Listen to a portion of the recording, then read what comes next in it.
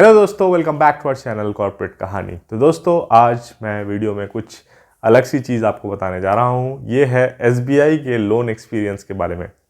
तो दोस्तों, मेरे एक रिलेटिव को लोन चाहिए था किसी भी बैंक से, क्योंकि he wants to go to abroad for his studies.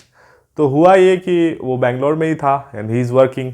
तो उसने मुझे कांटेक्ट किया कि भाई चलिए हमारे साथ और लोन लेना है, क्योंकि कोई भी आदमी अगर लाइक नहीं किया है ऐसा काम लोन वोन का तो उसको थोड़ा सा डर रहता है। तो वो किसी को as a like elder brother लेके जाना चाहता है, तो कोई भी मतलब एज ए गार्जियन लेके जाना चाहता था। तो वो मुझे ही लेके गया। मैंने कहा चलो भाई चलते हैं, तो एक एक्सपीरियंस भी मुझे मिल जाएगा और मैं अपने सब्सक्राइबर्स तक भी शेयर करूँगा कि भाई होता क्या क्या है लोन्स के प्रोसेस में।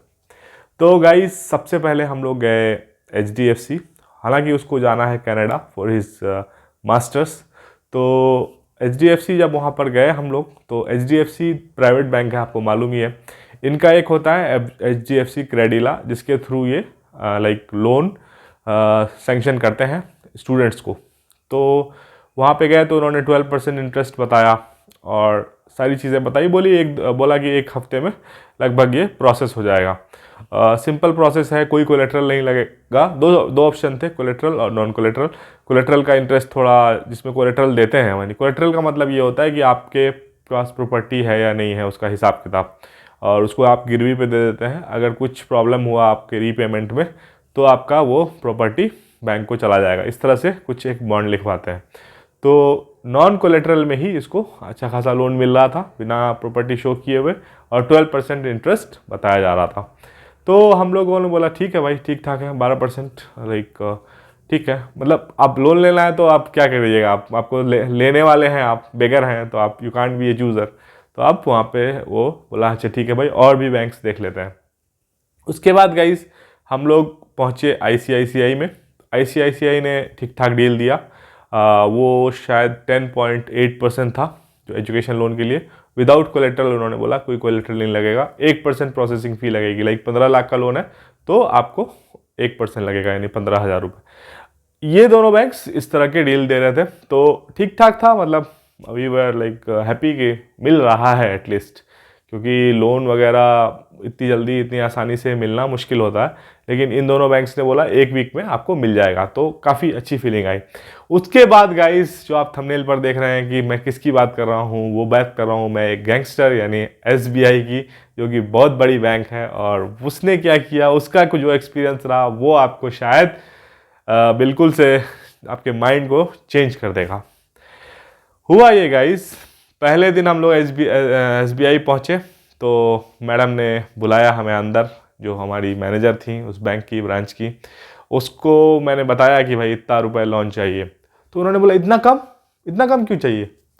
तो भाई हम बाकी जो है हम अपने सेविंग से अफोर्ड कर लेंगे, बाकी खर्चे आप हमें इतना ही दे दीजिए। तो बोला अच्छा ठीक है। उन्होंने तुरंत फ़ोन मिलाया अपने सीनियर को या पता नहीं किसको, उसने बताया हाँ हो जाएगा। तो फिर हमने पूछा कि भाई इंटरेस्ट कितना लगेगा, तो उसने फिर फ़ोन मिलाया तो उसने बोला 9.21%। हम लोग बोले वाह, 9.21% तो काफ़ी कम है बाकी मार्केट के रेट से। तो हम लोगों ने बोला अच्छा ठीक है यहीं पे लेंगे। तो उन्होंने बोला कि, मैंने उनको बोला कि क्या प्रोसेस करना होगा आगे। तो उन्होंने बोला कि आपके सारे मार्कशीट, सारे जो भी आइडेंटिटी कार्ड्स हैं, पासपोर्ट है, सब लाकर यहाँ पर सबका जेरोक्स हमें सबमिट कर दीजिए, उसके बाद हम लोग देखेंगे। तो हमने बोला कि इवनिंग में आ जाए या फिर कल आ जाए। तो उन्होंने बोला इवनिंग में भी आ सकते हैं, कल भी आ सकते हैं। तो हम लोग इवनिंग में पहुँच गए सारा चीज़ लेकर। लेके गए तो वो मैडम गायब थी, कोई और था बंदा। उसने सारा सबमिशन ले लिया, सारा डॉक्यूमेंट्स, बोला ठीक है आपको हम लोग कॉल करेंगे खुद से। अगले दिन क्या हुआ, हमें लगा कि अगले दिन एक ही दिन हुआ है तो कॉल आ जाएगा। तो हम लोग नहीं गए अगले दिन, तो कोई कॉल नहीं आया, कुछ भी नहीं आया। फिर हम लोग अगले दिन पहुँचे तो हमें लंबी सी क्यू थी और मैडम सबको इग्नोर कर रही थी। वो अपना काम में बिजी थी। और काम कैसे कर रही थी, फ़ोन घुमा घुमा के हेलो हेलो पूछ पूछ के काम कर रही थी। पता नहीं कौन था जो इंसाइक्लोपीडिया जो उनको बता रहा था, तो ही वो कर रही थी, नहीं तो नहीं कर रही थी। तो फिर हम लोगों का टर्न आया काफ़ी एक आध घंटे बाद टर्न आया। तो उन्होंने सारा डॉक्यूमेंट्स फिर से चेक किया। बोला अच्छा ठीक है आपको मैं फ़ॉर्म देती हूँ। मैंने कहा बोला ठीक है भाई फ़ॉर्म दो। तो फॉर्म उन्होंने ढूंढना शुरू किया। 20 मिनट उन्होंने लगाया फॉर्म ढूंढने में। मतलब किसी को मालूम नहीं था कि फॉर्म कहाँ है, SBI का लोन का। तो फिर उन्होंने किसी तरह से प्रिंट आउट हमें दिया। प्रिंट आउट जब उन्होंने दिया तो फिर उन्होंने अब क्या टर्न लिया वो बताता हूँ। प्रिंट आउट देके बोलती हैं कि इसको आप फिल करके हमें कल सबमिट कर दीजिए, लेकिन एक और कंडीशन है। तो मैंने पूछा भाई क्या कंडीशन है? कंडीशन ये है कि आपको SBI कनाडा में आपको GIC करानी पड़ेगी। अब GIC का मतलब क्या होता है वो मैं आपको समझा दूं। GIC का मतलब क्या होता है, हर स्टूडेंट जो कनाडा विजिट करना चाहता है वो कुछ परसेंटेज GIC को का लाइक $10,000 GIC में डालता है, यानी एक ऐसा अकाउंट जो कि आपको कनाडा में यूज़ होगा। और GIC के थ्रू क्या होगा, आप अपने वीज़ा के लिए जब अप्लाई करेंगे तो बताएंगे कि हमारा 10,000 CAD हमने अकाउंट में डाल रखा है कनाडा के किसी बैंक में, तो उसमें भी ये डॉक्यूमेंट ज़रूरी होता है। तो गाइज उन्होंने बोला SBI में GIC कराना होगा। SBI में जब कोई GIC कराएगा भाई, ये बताइए SBI के वहाँ होंगे गिने चुने बैंक, 3-4 बैंक। मान लीजिए आपको बैंक में कोई ज़रूरत पड़ेगी तो आप कहाँ जाएंगे? अब ये जो कैंडिडेट है जा रहा है कोई वैंकूवर से कुछ 500-600 किलोमीटर दूर किसी यूनिवर्सिटी में पढ़ने, तो वहाँ से 500 किलोमीटर पे उसका SBI का ब्रांच है। तो आप बताइए कि वो बंदा 500 किलोमीटर ट्रैवल करके अपने बैंक आएगा, समझिए वहाँ पे डॉलर्स में ही खर्चा होता है, $200-300 खर्चा हो जाएगा। यानी समझ सकते हैं आप कि $100 मीन्स 6,000, यानी 18,000 रुपये वो खर्चा करके आएगा। उसके बाद अपना सारा काम कराएगा, पासबुक में अपडेट कराएगा, या कुछ भी बैंक की ज़रूरत पड़ सकती है इंसान को, बैंक से कोई लेटर लेना हो, कुछ भी करना हो, तो वो SBI कनाडा वैंकूवर आएगा, सारा चीज़ कराएगा, उसके बाद फिर वो वापस जाएगा, तब जाकर उसका काम होगा। तो ये कंडीशन मैडम ने रख दिया। मैडम ने ये कंडीशन 3 दिन घुमाने के बाद रखा। तो ये है गाइस SBI, अगर आप वहाँ पर लोन लेना चाहते हैं, भले ही वहाँ पर इंटरेस्ट कम है, लेकिन वो ऐसा कंडीशन आपके लिए रख देंगे कि आपके लाइक तोते उड़ जाएंगे, आपका दिमाग ख़राब हो जाएगा। तो मैंने उससे पूछा भाई लोगे? तो उन्होंने बोला नहीं भाई ये गलती मैं नहीं करूँगा, क्योंकि काफ़ी सारे स्टूडेंट इस तरह की गलती करते हैं। वो ICICI बैंक या इंडियन किसी बैंक में GIC करा लेते हैं जिनका ब्रांच कनाडा में है, लेकिन बहुत कम है, यानी 1-2 है।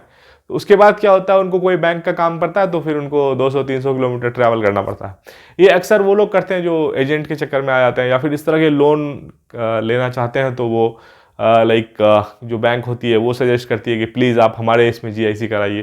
तो इस तरह से काफ़ी स्टूडेंट्स फंस जाते हैं।